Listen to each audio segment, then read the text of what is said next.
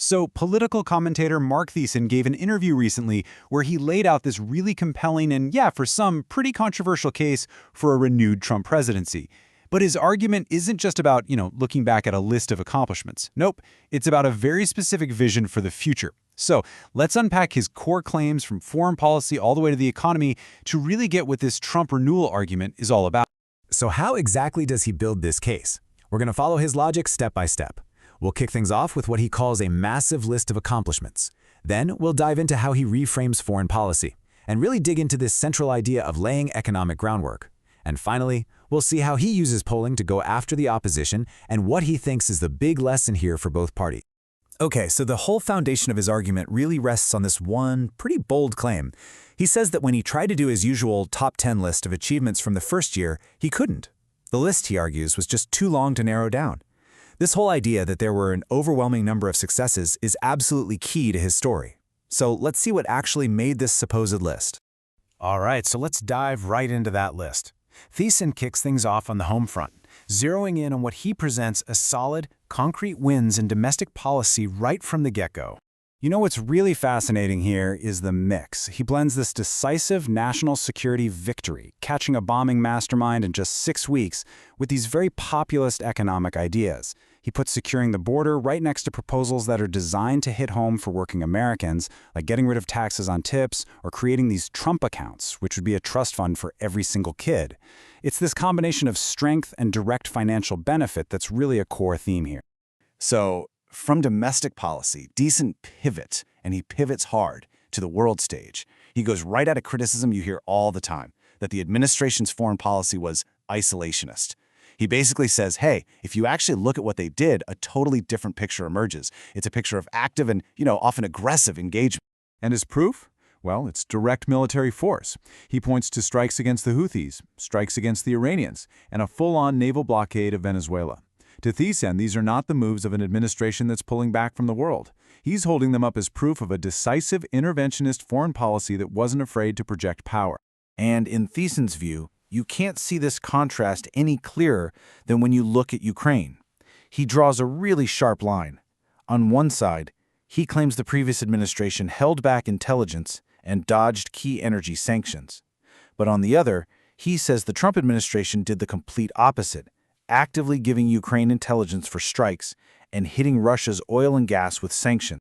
And then, of course, there's NATO. This is a huge piece of his foreign policy argument. For years, we all heard about how allies weren't hitting that 2% of GDP target for defense spending. Well, Thiessen's claim is that under Trump's pressure, that didn't just change, it was blown out of the water. He says allies ramped up their spending all the way to 5%. So this theme of being assertive, it carries right over into the economy. And this is where the argument really shifts. It goes from talking about the past to painting a picture of the future. Thiessen argues that the real economic story isn't about what happened back then, it's about the foundation that was built for whatever comes next. This quote right here, this is the whole economic case in a nutshell. The idea is pretty simple. Policies like cutting regulations weren't just for a quick boost. No, they were like planting seeds. And the real economic harvest, he's arguing, we haven't even seen it yet. So he frames this as a pretty straightforward 3-step process, and he draws a direct line to the Reagan era. He says, look, it took years for Reagan's policies to bring about mourning in America, and you gotta have the same patience here. It's basically a trust the process argument. The policies are in place, they just need time to work, and then eventually people will feel the results. Okay, so if this economic groundwork has been laid, why isn't that showing up in the polls? This is what brings Thiessen to his next big point, a really sharp critique of the opposition, and he uses public polling as his main weapon. And here's where things take a turn. Thiessen brings up this one poll from Quinnipiac, and it shows a pretty staggering 73% of people disapprove of how Democrats are handling the economy. But when House Minority Leader Hakeem Jeffries was asked about it, his response was simple. He just called it an outlier. That one word, outlier, that becomes the entire focus of Thiessen's counterargument. He sets out to prove that no, this poll is not some random fluke. It's actually a sign of a much, much bigger trend. So to tear down that outlier claim, Thiessen basically brings out the receipts. He points to a CNN poll that has approval at just 30%. Then he brings up the Real Clear Politics average, which shows Democrats are underwater by 24 points on the economy. By stacking up all these numbers, he's trying to make the case that the Quinnipiac poll wasn't an accident. It was a symptom. So what's the diagnosis for these bad poll numbers? According to Thiessen, it's not a messaging problem. It's about a deep ideological shift. He claims the Democratic Party has totally abandoned the centrist playbook from the 90s that worked so well for Bill Clinton, and that this sharp turn to the left is pushing voters away.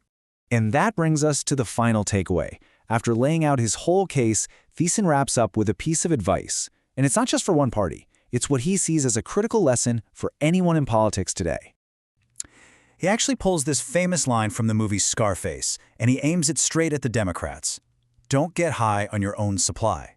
And his point is a really stark warning about political echo chambers.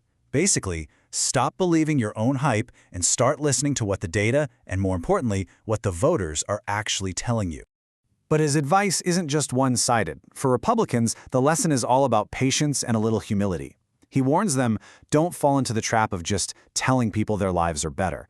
The strategy, he says, should be to let the policies do the work and trust that voters will connect the dots themselves once they actually start to feel that economic improvement in their own lives. And so that leaves us with the one huge unanswered question that's at the heart of Thiessen's entire argument. His whole case is really a bet on the future, right? It's built on this idea that the seeds of economic renewal have already been planted. So the ultimate question is, will those seeds actually grow? And just as importantly, will people feel that growth in time?